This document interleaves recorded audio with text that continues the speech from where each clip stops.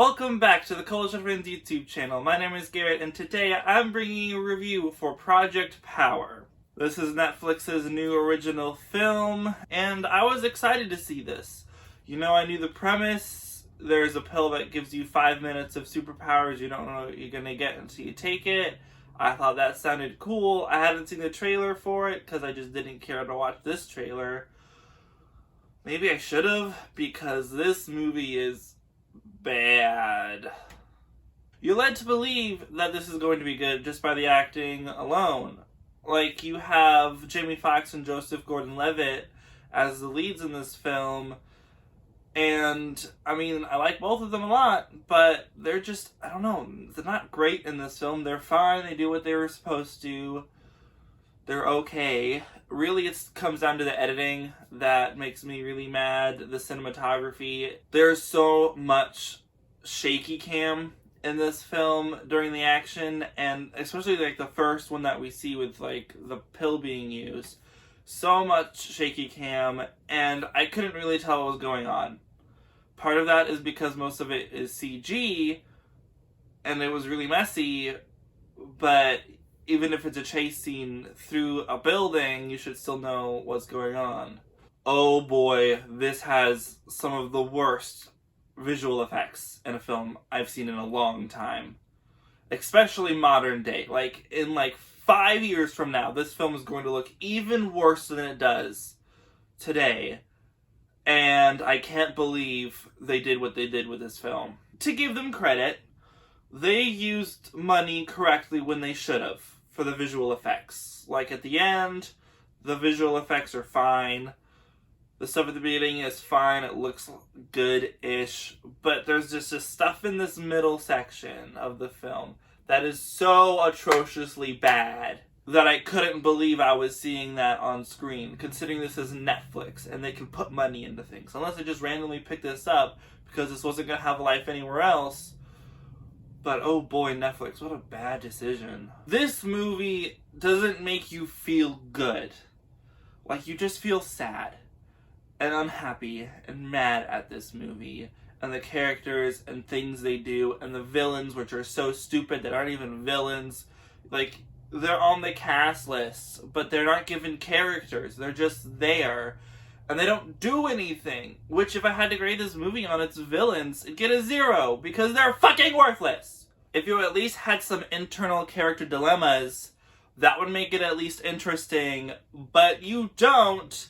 Because the only purpose for these characters existing in this world is to stop the bad guys and save Jamie Foxx's daughter in the film.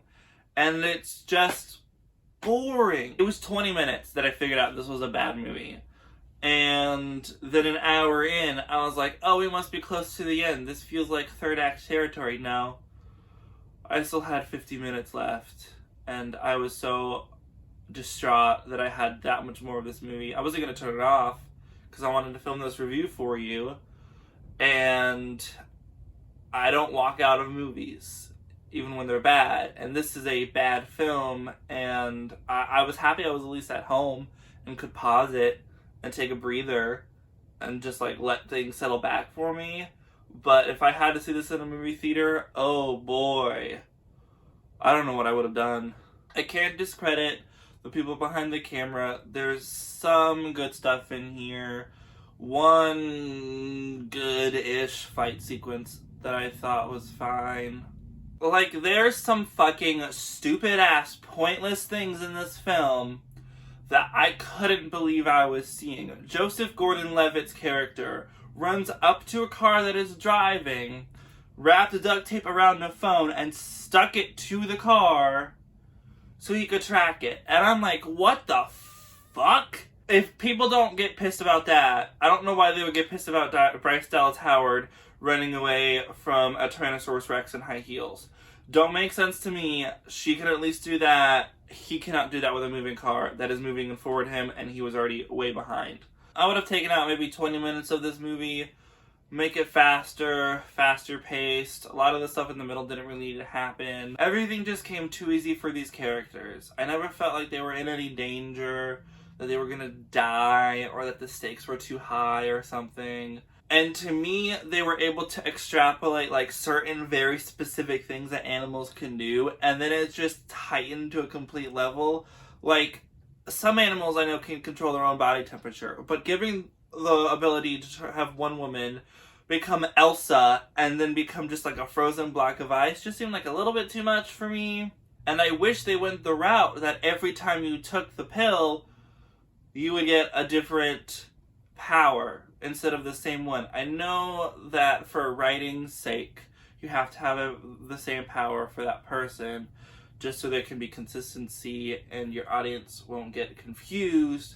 But it would have made a better movie if these characters had to, on the fly, figure out what powers they had and how to control it to use it in a good way. That would have been much more fun for me. This movie had the audacity to have its last line of dialogue spoken by someone, in this case from a radio person that we hear from a car that one of the characters is driving.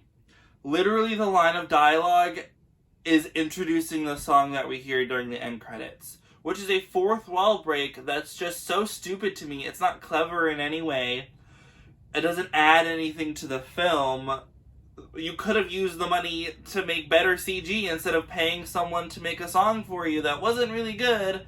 In my opinion, I don't like the kind of music that was used in this film, and otherwise made a better movie, but instead, no! Why would you have this as the last line of your movie? It's stupid. This film is stupid. Everything about it is dumb. The acting is a little bit okay. Some of the CG works, most of it doesn't. It's not funny in most regards. Sometimes it's funny here and there. There's a couple bits between the characters I really like, but in the end, I really don't like this movie. I'm gonna give it a 3 out of 10. It's not good. It's pretty bad. So if you've seen Project Power, let me know what you thought in the comments down below. I would rather you not see it. Save your time. But if you like this video, give it a like. If you want to see more, hit that subscribe button, and I will see y'all in the next video. Bye-bye! Just an FYI, if you're an adult who's sexually active, you should very much be taking PrEP. Sexual health is important, y'all. Like your mental health or anything else, it's important. Thank you for coming to my TED Talk.